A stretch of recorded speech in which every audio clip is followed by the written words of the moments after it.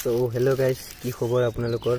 আশা কৰোঁ ভাল। আৰু আপোনালোকে জানে যে আমাৰ আসাম পুলিচ ABUBৰ কাট অফটো ফিজিকেলৰ কাট অফটো দিয়া হৈছে। ত' কাৰ কাৰ নাম আহিছে, কাৰ কাৰ অহা নাই অলপ কমেণ্টত জনাবচোন।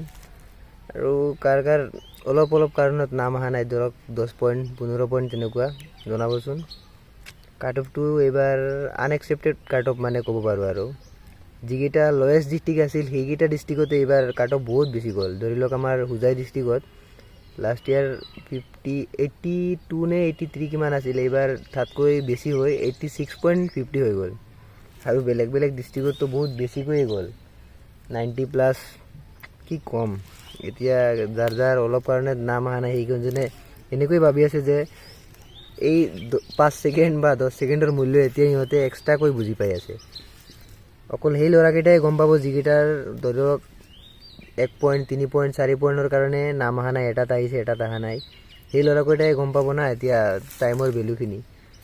আৰু যিকেইজনৰ নাম আহিছে বেষ্ট অফ লাক, আপোনালোকে পঢ়ি থাকক। বেছি দিন আৰু নাই, 5-6 দিনমান আছে। পঢ়ি থাকক আপোনালোকে ভালকৈ, অলপ নিজক প্ৰিপেয়াৰ্ড কৰি লওক ৰিটেনৰ কাৰণে।